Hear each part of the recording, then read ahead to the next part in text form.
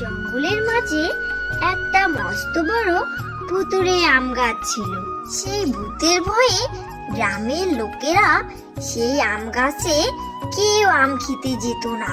কিন্তু গ্রামের এক ছেলে রতন সেই আম গাছে আম খেতে আসলো। ওরে বাবা, এই আম গাছে তো সত্যি সত্যি ভূত আছে রে।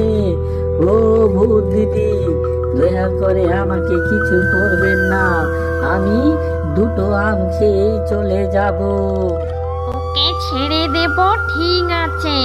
আমার যে একটা সত্য আছে, সত্যটা হলো তুই যদি আমাকে বিয়ে করে তোদের বাড়িতে নিয়ে যাস তাহলেই আমি তোকে ছেড়ে দেব।